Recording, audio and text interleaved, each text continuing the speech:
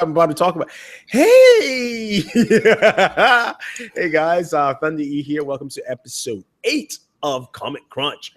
And this week we are talking a bunch of stuff. We've got, of course, more Batman v Superman stuff right here. But I'm Team Superman anyway. I like this T-shirt, so I have to rock it. And we're gonna talk more stuff of that as well as our shows. But with me, of course, as usual, is Mr. Lou Rod. How's it going, man? I'm good. I'm ready to do this. All right, let's get things rolling. So we're going to actually start off with the inverse here. We're going to do some news, and after the news, we're also going to do the Batman v Superman box office predictions, mini-review that came out from EW, rumors and all that stuff. So if you want to chime in, go ahead. When we get to that part, there is possible spoilers. So if you don't want to hear it, you might want to pause. So let's start off with some news this week in terms of news. So a couple of things came out on the news segments. Hold on a second. Let me just pull my notes up, unless you can refresh my memory. Sylvester Stallone rumored to be in Guardians of the Galaxy 2. Yeah, that's a rumor. That would be nice. That's the only one I can remember off the top of my head. Just looking at a couple of ones here. A lot of the news this week was Batman v Superman anyway, which is funny. But Keanu Reeves talked about shooting John Wick, and I just saw a video of him in doing some target practice. Homie he was in a gun range and they had a bunch of targets. He was good with a shotgun from far distance. This is called that. He's done some work in there. But he said basically doing John Wick 2 is like moving from a first-degree black belt to a third-degree black belt. That the action sequences are better, stunts are better, all that kind of stuff. So, that's good. Definitely good to see. Any thoughts on that, or are you just excited and waiting to see John Wick? I'll be watching John Wick like I did last year from the comfort of my home. I ain't wasting money to go see that in the theater. Yeah. No, John Wick. Don't get me wrong. I enjoyed John Wick 1. Mm-hmm. I found it to be really good, but it ain't something that's going to drive me straight to a movie theater to go, let me watch Keanu Reeves kick some ass. Nope. Oh, come on. I enjoyed watching it in theaters, man. Definitely in theaters for the first John Wick. I don't care what you say. It's okay. Look, dude, unless it's a review afterwards, then I'll consider it. But if not, it'll wait till home video. In terms of home video stuff, Star Wars Episode 7 DVD and Blu-ray will be coming out in April 1st for the digital copy and 5 days later 5th for the Blu-ray. Yes.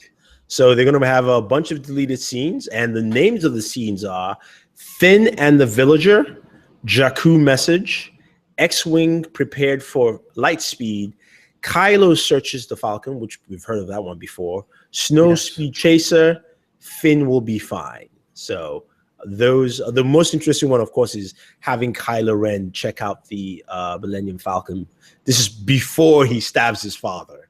Spoiler. Sorry if you haven't seen it, but almost everybody on the planet has seen this movie anyway. If you haven't, too bad for you. Yes. And Lumi, yes, we'll let you know before we get to Batman v Superman spoilers. Don't worry, we mentioned it. How's it going there, Joker? Anyway, what else do we have on the news circuit for you guys here? Quick one. I can give you a quick review of London Has Fallen. It was a fun movie. It was fun. It was a good, fun action movie to watch. Kind of get you in that mood for some action movies there. So I take it you went to watch it. Yeah, I was meant to see it. Yeah, it was fun. So you couldn't tell a brother, so I could have just went and watched it. I still had $10 on my gift card. I would have used it for that. I enjoyed the first one. I'm sorry. I just it was last minute. I wasn't even planning to. I'm just saying. Yeah. I see how it is. I apologize. So on that front, then also there was a Ghostbusters trailer. God, please don't. That thing just sucked. I was about to do a leading into it, man. Come on, you just spoiled the whole punchline. Hey, it just sucked. So my trailer reaction is up. You've already seen Lou Rod's reaction. I wasn't too much of a fan of it, but I'll post a link for a recut trailer made by a fan that basically recut that trailer, added the original Ghostbuster music, and it is actually, I was almost tempted to do a reaction to that one. Yeah, it's that one. But I mean, I started watching it, and you know, I like to do my reactions while I watch it. So, but that was actually good. So I'll post that up for you guys, so you guys can definitely check out. But The only thing I liked about that trailer was that Saturday Night Live actress smacking the shit out of Melissa McCarthy. yeah, I mean, that was the funniest bits of the trailer. So have you guys seen the trailer for Ghostbusters? What do you think? You know, I mean, I was okay with an all-female cast, but I wanted a different approach. They're trying to me, it looked like they're trying to recreate the same thing, which, you know, I don't know, it just didn't fit what I was looking at there on screen. I didn't realize Boston looks so much like New York. Yeah, it was shot in Boston, by the way, too. Just to let you know. And I mean, in good news, Agents of S.H.I.E.L.D. got renewed for a season 4. Oh, okay. That's good to hear. And it's actually like, this is normally early for them to be renewed. They normally don't get renewed to the summertime. Mm-hmm. So that was a good thing. The only problem that's left is what's going to happen with Carter. Yes. Well, there's another spin-off show, I've forgotten the name, that's going to be coming. So, oh, please, not the Bobby and Hunter's storyline. Yeah, it is. It is. No, so we'll see how that goes with that one. In terms of that, Jackie says the trailer was whack. Hey, how's it going, Jackie? Yeah, I mean, Lou agrees with you. I just put the link for the recut trailer, so it should pop up pretty soon for you guys. Just check the description if you want to see that. But yeah, the recut trailer was a little off. 10 Cloverfield Lane is opening up next week. I'm going to see it same time in theaters. I have not seen it advanced because there's really no advanced screening for it. I guess they really don't want to spoil anything on there. Have fun. Yeah, so I'm definitely going to see that. All right, let's move on to our shows. So we're going to talk the shows this week before we do Batman v Superman, because there's a lot of stuff in there. Before we move on, remember, JJ said he wants to make a third Cloverfield movie. Yes, thank you for reminding me of that. Yeah, that was last week's news, but we forgot to bring it up. Yes, thank you. So who knows? Maybe the third. Now, this Cloverfield is not a sequel to the original one. Now, also remember this. This is J.J. Abrams. He lies. What if it's a prequel? No, I don't think it's a prequel. I think he's lying. I think this is connected in more ways than we think. More ways than we think. I mean, all his movies, they say it's not this. He lies all the time. So as long as it's not shaky cam, then maybe I'll consider watching it when it comes out on DVD. No, it's not shaky cam. It's just straightforward. It's just a straightforward cut. I'll watch it. All right, so moving on to our shows. First show of the week, Supergirl. The Walking Dead. Apologize. There we go. Yeah, Walking Dead. We got to see the other side of, Rick and the unit. I knew it was going to happen, but I was a little surprised how Rick was easily taken by the fact that he's ready to go assassinate someone. Dude, really? I mean, you don't know what they've been through? I mean, I know. It's just kind of like, he was. I like the evolution of Maggie. I like you finally saw that little evolution there. They're grooming her. Yeah, I mean, of course they had to, but it was good to see it. But we heard all this time, but it's finally good to actually see it there. Everything that they're doing is leading up into next season. Don't spoil it. Don't spoil it. I know you've read the books. Everything they're doing is great. They have literally. There was quite a few things that you could have literally just ripped off the page and been like, "Wow, just like the page. How beautiful." That's good. How's it going, Alessandro? Thanks for joining us. It was cool. It was cool to see them in action. You can see why Jesus's group, of course, needed their help. That one scene was funny as shit. Put your weapons down. Yeah, like you're gonna do much with a spear against my 357 Magnum. Exactly. So yeah, it was a lot of good stuff in there. Solid episode around, a good setup, especially for next week. There's rumblings that we might see Negan. Nope. And we think I said rumblings. I didn't say we will.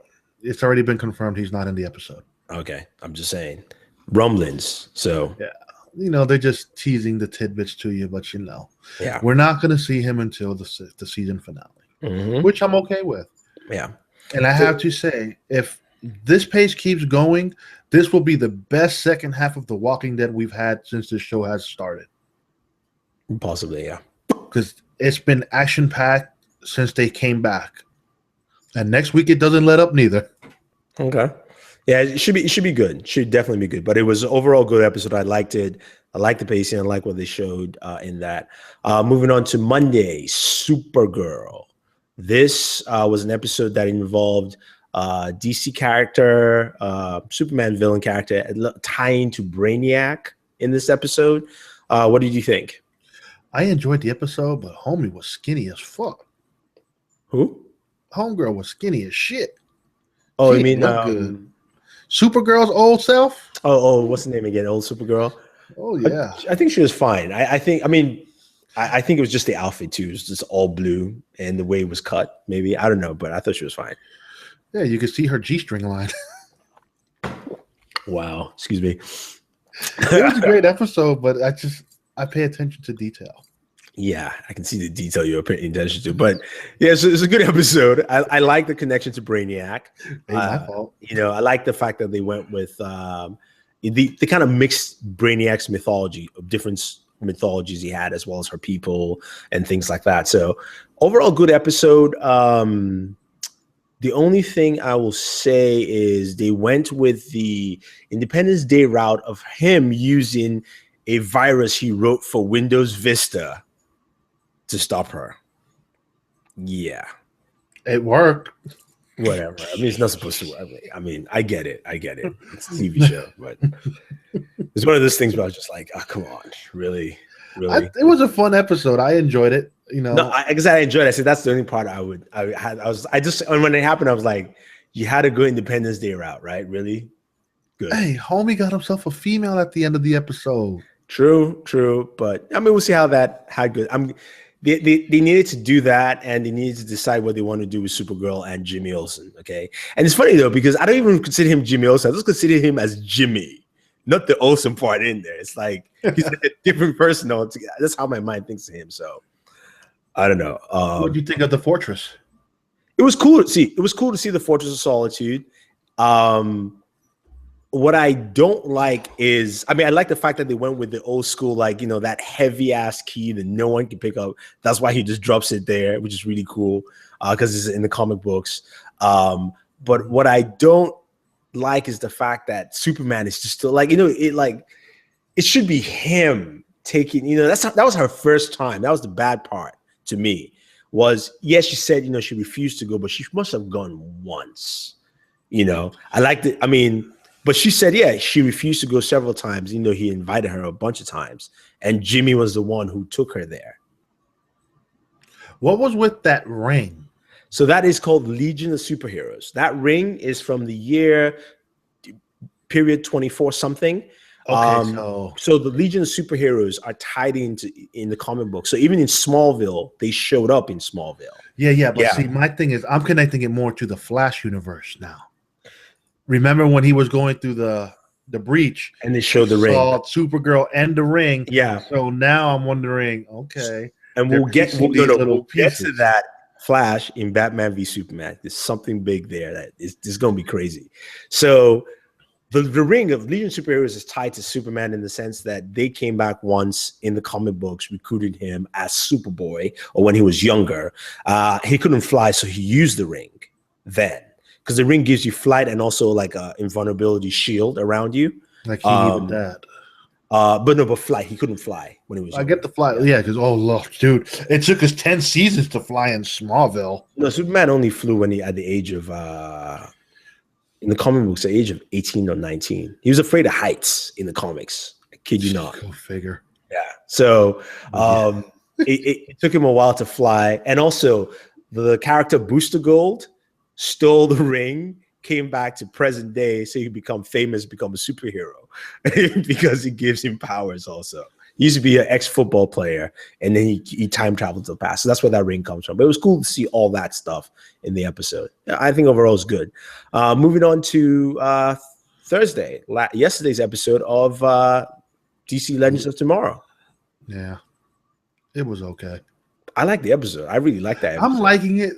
I'm more curious to know about the ending. You see, that's why I say I like the episode, because the episode was all about, give us two things. One, give us some of Rick's backstory to find out it was, his wife was also a Time Lord, but also the fact that no Time Lord knows what he's doing. Everybody just thinks he's just, just gone on his own, being crazy, and they don't understand what he's doing.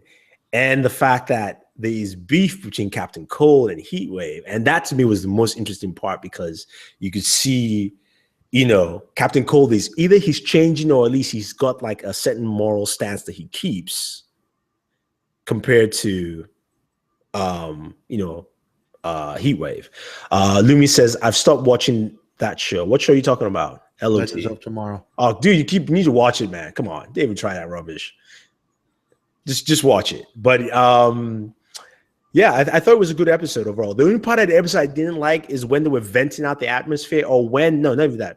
When the professor came over and opened up the door, at that point you go Firestorm merge, and then you kick everyone's ass.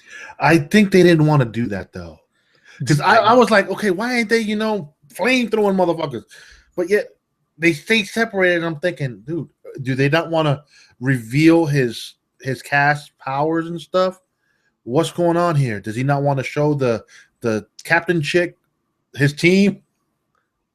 I don't know. I didn't get it, but I mean, it was still a good episode. I liked it. I think that was overall solid. Next week, do we have any shows next week, or is it all on hiatus next week?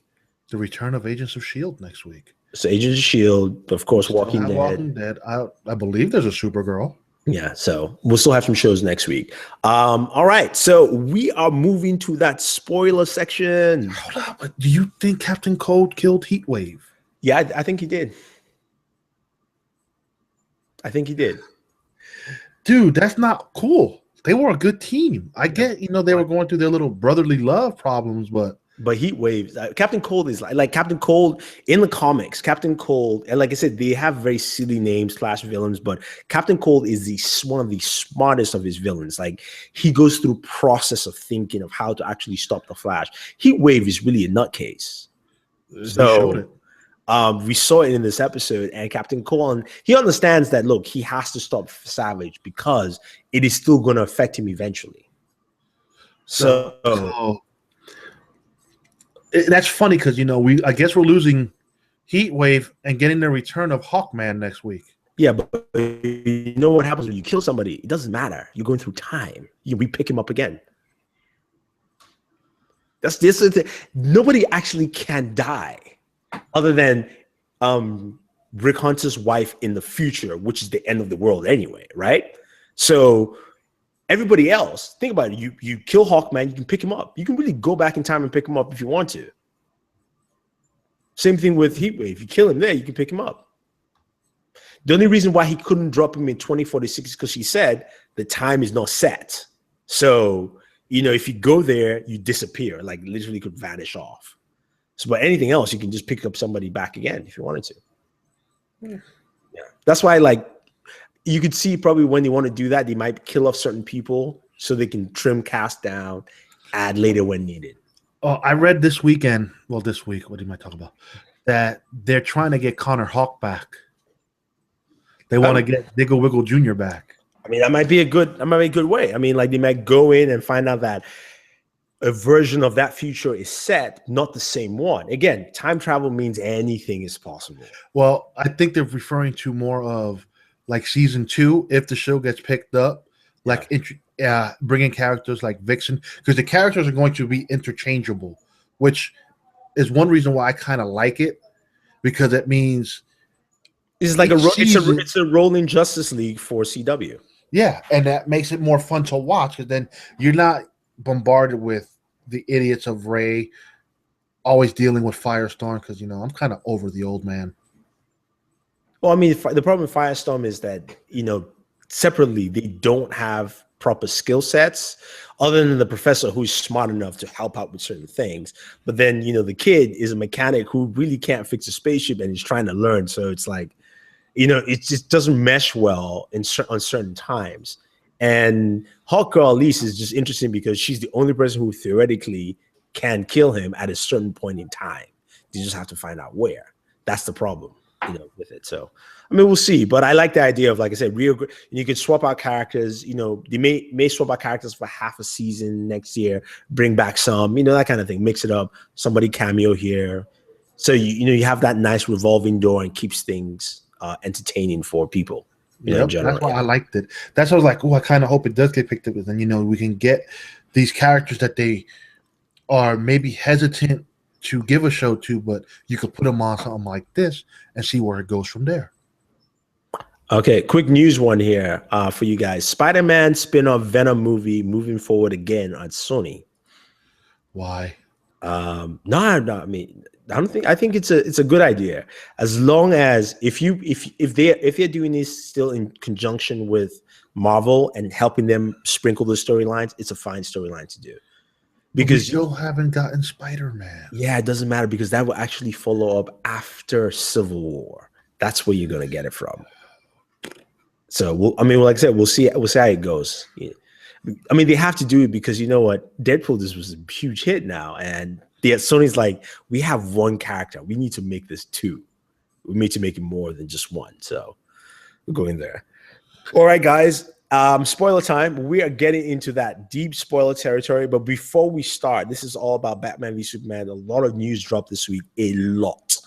But I'm going to start off with our box office prediction. Now, the movie, in terms of pre-ticket sales, are basically, according to movie tickets, it was the second highest after Force Awakens, which is at 75%. This sold 53, which means he sold 75% of available tickets at the time, upon release. So my question to you is, Lou, what do you think this movie will make? What do you think the the weekend box office for Batman v Superman will? And you guys can chime in too. I want to hear your box office prediction. So I'll give what I didn't realize before until I watched Movie Talk. It's coming out on Easter weekend. Yeah. It's Good Friday, no school, means kids will be at the theaters earlier. Most families won't be working because, they just have the day off, some gibberish bullshit, whatever. But I'm looking at this movie making close to about 190. So 190. It ain't hitting, I don't see it hitting 2 because there's only been 3 movies that have hit the 200 million mark. Okay. I agree with you. It's Good Friday, Easter weekend, which means it's not a long holiday. No, it's just Friday. It's just Friday, Saturday, Sunday. Yeah, it's off. So it's not a 4-day weekend. Lumi says 40. It's not a 4-day weekend. Jackie says 180 is my guess, depending on word of mouth. What this does have going for it, I believe, in my part of the world, it's spring break. Spring break, yes, also, which is huge. So them opening on spring break weekend gives them more Monday, traction. Plus Monday too. You can technically add Monday a little bit there, not much, but that's all depending on where you are in the world. Like, if I'm correct, my neighborhood will be on spring break weekend leading into spring break. So it's got legs. It's got my money for sure. Yeah. Yeah, Lumi says no Easter Monday. No, dude, you lived here before. I know, Lumi. There's no Easter Monday here. So Lumi says 150 to 170. I am going to go, you heard it here first, and come Sunday night when we will post it up at Booredatwork.com, it's going to be 220. You're wrong. I'm telling you it's going to be 220. Nope. And I'll give you my breakdown of why it's going to be 220. So you think it's going to beat Jurassic World and Avengers? Yeah. You know why? No. First of all, the movie ticket tracking for Jurassic World was at 50%, and it made over 200. But right on a non-holiday weekend. But you got one thing going against you. What? The length of the movie. 2 hours, 30 minutes. I know. The length of the movie is what's going to hurt your chances of the 220. Yeah, that's an extra 30 minutes. But have you noticed they've been adding more show times? I put it this way: all the show times in the world, it ain't doing 220. It is. Remember, how long is Star Wars? 221. 2 hours and 21 minutes. Yeah, that's all the credits. Yeah. So you take. So it's just it's only an extra 10 minutes more than Star Wars. They can do it. But let me give you my breakdown here. So Lumi says, hell, no way in hell. So the reason I say it's a couple of things. Number one, the tracking, like I said, 75% was Star Wars. 59% is Batman v Superman. Then Jurassic World, which is next, is at was at 50%, which should already do higher, number one. Number two, you mentioned it, Easter weekend, right? That's going to add to it. Number three, spring break. Why? Because if spring break weekend starts, which means you're going to get a higher Sunday than you actually would have gotten, because more people will be around, especially college-age kids who are the highest demographics right now. I was watching Umberto. His Periscope video? Yeah, his Periscope video. He was doing his comp score breakdown, and the high age range who are looking to watch Batman Superman right now is that college range rated right now. Yeah. So you're looking Easter at Sunday is more of a family day. Everyone's going to be, everyone's going to looking go to for church. eggs. Let me tell you something. Everyone's going to go to church. Yeah. Okay. Do Easter lunch, and then afterwards they go watch the movie. I'm just telling you what. That Sunday I will skip the church, have the lunch, and no movie. It's gonna be trust me, it's gonna be 220. Second, I mean, now everything all figures with word of mouth, like Jackie said. Word of mouth is the one thing that will carry this movie higher at that range. My low point will be 195 for this movie. I'm serious, because the buzz and the word of mouth I'm seeing for this movie is huge. Now, I'm going to add my worldwide for it. My worldwide for this movie will be 500 million, because it is opening in 75 countries at the same time. Which, I could see that. Yes. That's Star Wars numbers. Yeah, because it's opening 75 countries, it's opening in China same day, almost everywhere. And that's it. So word of mouth review is one thing that I think will push it forward. So, all right. So now that being said, let's get to the spoiler section. So there's a lot of stuff that came out. Lumi says bullcrap. There's a lot of stuff that came out this week from Entertainment Weekly about the movie. One of it, which is some of the nightmare or the vision sequences, that you talked about. Again, this is spoiler. If you don't want to hear it, you can pause, stop right here, and be done. Yeah, it's going to be big in China, Lumi. Trust me, it will be big. This is not Star Wars. Batman and Superman are bigger than Star Wars worldwide, I think. But see, the difference there is this: when a movie opens big in China, is when it has some parts of China in it. No, not necessarily. Fast and Furious opened big in China. No part of China in there. But it had the Chinese guy, Han. No. They referenced him. They referenced, China's not even Chinese, too. I mean, regardless of the fact he's still Asian. Yeah. Oh, my God. How's it going, Sean? Anyway, so let's go with the spoiler. So the spoiler is referencing some of the dream sequences, which we know are going to be in there. It's not a dream sequence. Snyder basically commented that these are, he had a story structure, but there are several dream sequences, not one, for both Batman and Superman. But these sequences are not necessarily dreams. One of the sequences, the Flash shows up in there and gives a warning to Batman. So does that mean the Flash basically ran through time and broke the multiverse like he does in the TV show, and that's how he contacted Batman? Or is it a dream sequence, or what is it? Because literally the way he described it is the Flash shows up and gives him a message. And Flash doesn't have any powers other than, he can break through time. What do you think? Well, I mean, we're supposed to see the Flash. What better way to introduce him? I'm cool for it. All right. If that's what they're doing, I'm cool with it. Yeah. And then there's he also talked about how Batman fights Superman. Now, we've seen the trailer. There's a new TV spot out there. There's one where Batman says, "I'm here." So go ahead. That little TV spot where he threw that little smoke to hide himself. Yeah. I'm thinking he incorporated kryptonite smoke between all that. And it takes a few minutes to get through his system, but once it goes through his system, it weakens him. I think that's the case, but I've said this before, and I showcased a bunch of images where I think before he pushes him into that building, Batman has used conventional armory and weapons all around that area on Superman before he gets that kryptonite dose.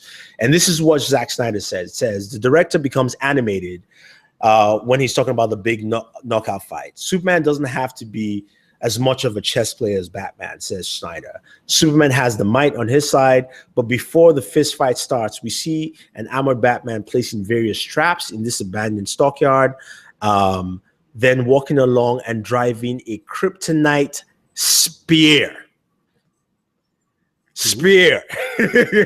into the ground. So Batman is going all jungle retro on this, man. So earlier today, we had a debate as far as the R rating Blu-ray release, where, it's going to hurt me. It ain't going to hurt the movie. And they're doing it because of the success of Deadpool. They weren't doing it because of the success of Deadpool. No. Zack Snyder has a tendency to make certain movies two versions. He did it with Watchmen. Yeah. So it's like, I'm looking forward to seeing the R-rated version more than the theater version. Yeah, it's giving me that Lord of the Rings feel, where it's going to add more to the fights and more to the story, because you've seen that they cut out Jenna Malone from the theater release. Yeah, they did, which indicates her character was not that big in the first place. Or I think what it means more is that her character will be mentioned, but you're not going to see her. So basically, you would have seen her if she was in the cut. Now, going back to that whole Blu-ray discussion, Snyder actually submitted a 3-hour cut of the movie to the MPA, which is the ratings body for TV and film. And that's where they decided that, this thing is rated R because of violence. And it was the type of violence per se on that. So that's where you get that R rating. Bro, you could tell they scaled back. The one scene where he's rock botting people, kicking them, all that. Dude, I want to see some necks broke. Yeah, but this is what we're going to see. This image, you consider it a spoiler. It was released by Warner Brothers themselves. Let's go ahead and I'll show you the image right there. That's it, right there. This is also straight from the comic book too. So you guys can see that, right? Yes. So that's Superman. Batman's foot is on his throat. You can see his armor is being ripped in his face. And this is how much of that action goes in there. So there's going to be a lot to that fight scene, that even though we've seen snippets here and there, I think there's so much more in there, because Snyder talks about Batman planning. We see him plan for the fight. He's put traps here and there. So Batman, and it goes to how a lot of people are like, Superman can easily snap in. The thing, Superman is not going to fight him because he wants to kill him. Superman literally is going in with the mentality is like, I can beat you any day. Like, I'm going to push you around so you learn your lesson, right? And then you stop this. And then that's why Batman in that trailer is like, I'm right here, because he knows what he's planning to do. And Superman is walking into a trap completely. Let's see. Jackie says maybe the R-rated version includes Killing Joke scene where Joker beats Robin to death. Could be, but I don't think that scene is in there. Well, I'm seeing something here. The Robin costume in BVS, Dawn of Justice, might not be Jason Todd's. Yeah, they said that, but the thing is that they will not change it. And knowing Snyder very well, he will not change that, because he's such a fanboy himself. That's not, and Jason Todd is a character built for that anyway. So I don't think that's something that will actually change from there. No. The other thing from the EW piece is the EW writer, I've forgotten his name now. He posted his, Uche says, what's up, man? He posted his, so he was asked on Twitter if he's watched the movie, and he said he watched the movie a month ago. which confirms, reports that people have watched the movie. And so he was asked his thoughts, and he broke it down into common like 5 or 6 segments. He said, if you love Man of Steel, you will love Batman v Superman. He said, if you love Man of Steel, but you didn't like the ending, which is, at least half the people who didn't like the movie, then you will definitely love Man of Steel. If you said, if you don't like the darker tone of DC, then you probably might not like it because the movie still stays the same. We know that tone is there from the trailers. He said Wonder Woman is fearsome, referring to the fact that she was his favorite character in the whole thing, which, kind of sets things up for Wonder Woman taking off. And he also says there's a moment that Batman and Superman have that will make you cherry-eyed and cry. So looks like the bromance comes in at the end at some point.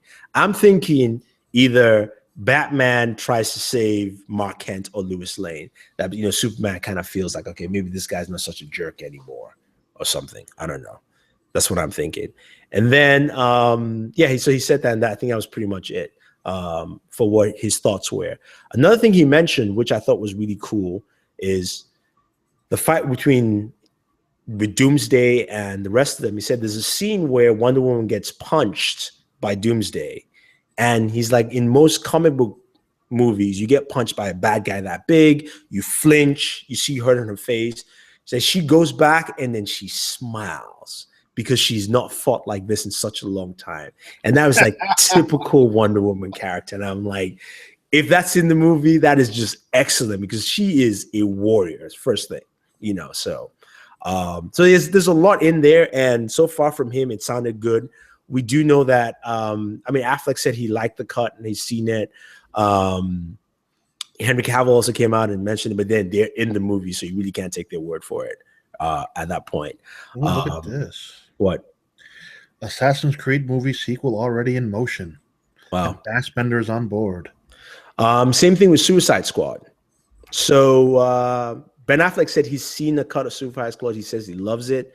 Suicide Squad, WB is looking for a writer to start writing for Suicide Squad 2 because the director, David Ayers, is doing another movie with Will Smith. Right, some shit like that. Right, which should be starting sometime this year. So I think it's already starting soon because Will Smith was seen in New York. No, he's shooting like a romantic comedy type thing in New York, which would take him that would take him like two or 3 months to shoot, not long. And then the other news here is Joseph Gordon-Levitt's Sandman found its writer. Ooh, that's gonna be interesting. So Sandman is a very trippy comic book. You can make it not feel like a comic book and no one will know. So that's the cool. That's why WB likes Sandman because they don't have to connect it in, but they can if they want to. So it all depends on how they feel. It probably connects into their dark universe. Yeah, but they don't have to make it like a true tie. They can leave like hints and be done with that there. Well, see, now they kind of just screwed up because now we know Will Smith is alive for Suicide Squad 2. Well, they didn't. Oh no, Deadshot was not gonna die. You never know, man. It's the movie universe. No. Deadshot was not gonna die. You have Will Smith in there. Look, let me tell you the people who are not gonna die in that. Harley Quinn, Will Smith, Joker. The other person is Scott Eastwood. Mark my word, and Jai Courtney, Captain Boomerang. Really? You think they're gonna keep him alive? Mm-hmm. Everybody's been talking about him in this role as in like he's really, broken out.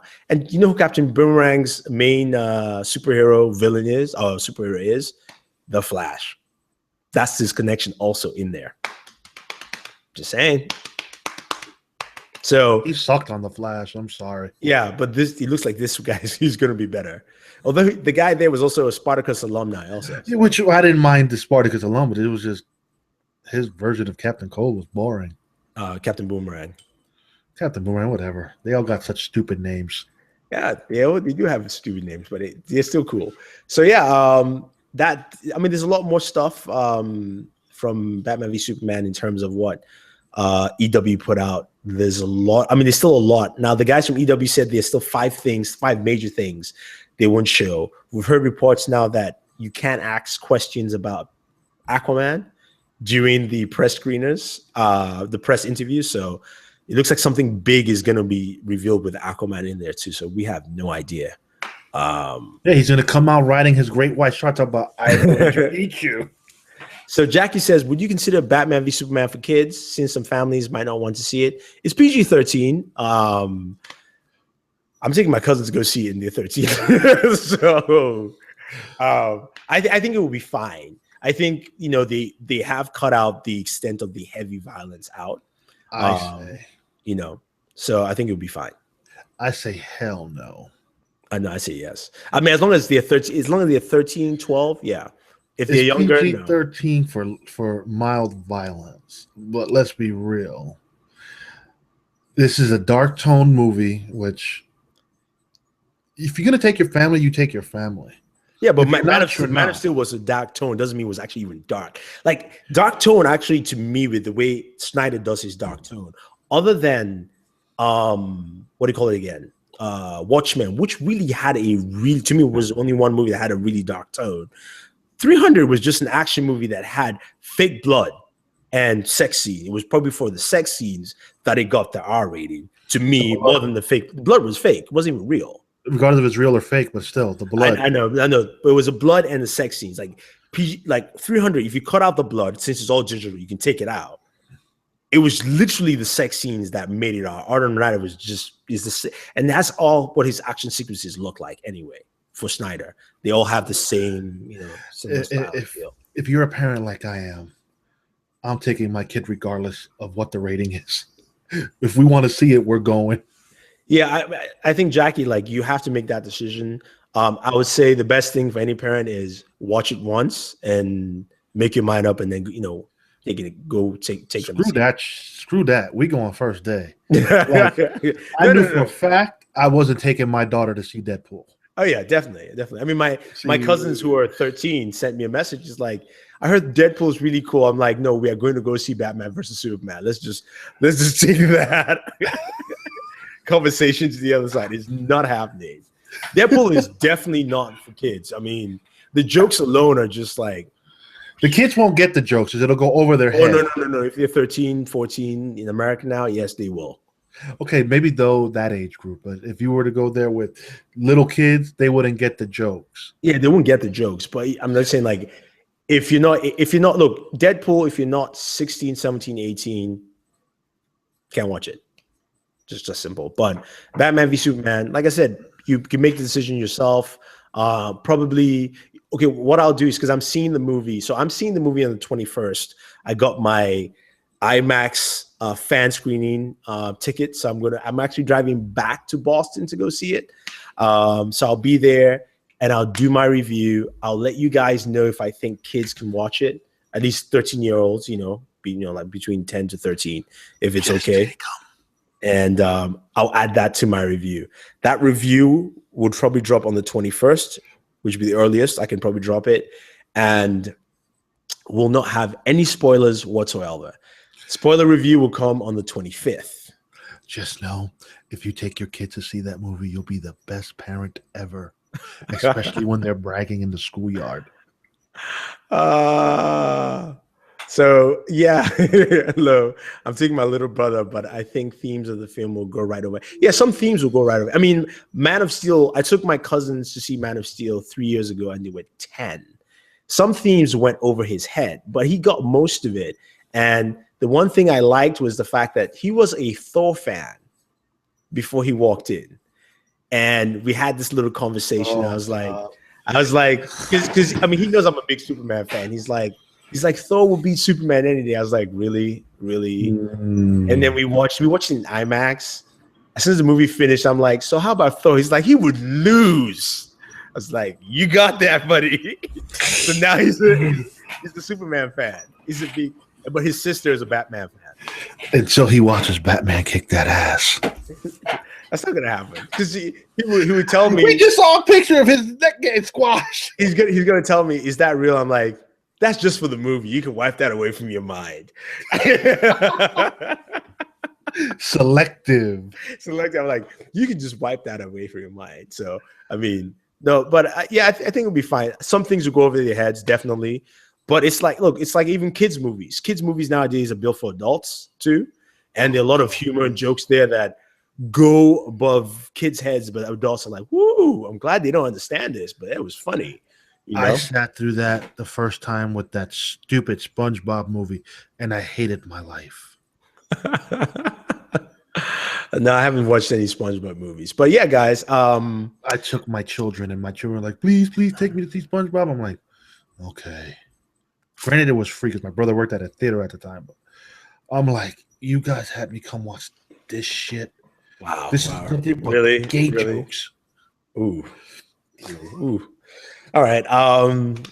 Yeah, if you guys have any more questions or comments you want to add in before we round up, that's pretty much it for this week. Like I said, our box office predictions are here. So let's see. Let me recap those predictions. So Lumi says 150 to 170. Jackie says 180. Lou says 190, right? 190 for Lou. I'm saying 220. Yeah, you heard it here. So when I'm correct, I want you all to tweet out, tag me, Bored at Work, tag Lou Rod on Twitter, and say I am right. Thunder E is the best and correct. Thunder E knows he's shit. That would be like your third or fourth tweet at this point in time. You know, Thunder E is awesome. That'd be like the fifth or sixth one. Just add tweets out there. Because I'm gonna be right. It's gonna be 220. It's gonna make like $500,000 in the first weekend, and then by the next weekend it'll be $1 billion. Actually, that would be faster than Star Wars, though. Damn. No, that won't happen. No, it depends on the international market. If it can do 250 international or 300 that first weekend, because it opened up in more markets than most films have opened up internationally. Just why I would say possibly altogether, but. Yeah, that's it, guys. I don't see that happening. I see it making $1 billion, but not faster than Star Wars. Oh, it's gonna make $1 billion real fast. People are gonna be like, never. What? Never. What? Actually, no, it won't, because it could probably still make another 250 the next weekend internationally, but the US will drop from even if it's 200. See, the good thing about Batman vs Superman is coming out what comes out the following week? Probably nothing of interest. 2 weeks later is Jungle Book, which will eat it. Well, that's birthday week for me, so I'll probably go check out the Jungle Book because it looks kind of good. Yeah, Jungle Book looks good. I'm seeing Batman v Superman at least 2 times before it opens, and then I'm going to see it every day I feel sad.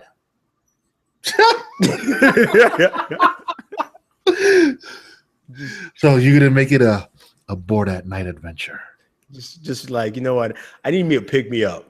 I just need to pick me up. You know what I mean? Like, it's a rough week. I just need to watch something to pick me up and let me go. So I would do that. But anyway, guys, before I just continue rambling here, thank you very much for watching. I appreciate it. When's Cloverfield Lane? It's next week. Next week. So I'll probably watch it Thursday night. I'm going to watch it in theaters because there's really no early screening. And I'll have my review on Friday for you, or at least Thursday night for you. It'll be a quick, 5-6 minute video review. Throw that out there. But yeah, if you guys have any more questions or comments, just leave them in the comment section of this video. Otherwise, guys, definitely follow Mr. Lou Rod, aka Booredatwork, on Twitter. And he says Short TV Week. And of course, it's Bored at Work on Twitter, as well as subscribe to the channel on YouTube. Right there, hit that subscribe button. Jackie says, thanks for answering my questions. And yeah, BVS is almost here. Team Soup's over here. That's right, Jackie. That's what I'm talking about. So it's Team Depression. What do you mean Team Depression? Wait, Superman's always depressed. No. Batman's the one who's running around like an old grumpy man, brandishing people in this movie. I mean, come on. He's the one that's like, it's like, I'm getting too old, Alfred. Alfred's like, yeah, you should have died already. Batman's just a player. No, the real player is Oliver Queen. We know that. Batman's he's just trying. I couldn't tell because the Oliver we're used to, he's a whiny lover wuss. No, but I mean, come on. We saw that episode where 3 of his ex-girlfriends were standing right there and apologizing to each other. I've been there once.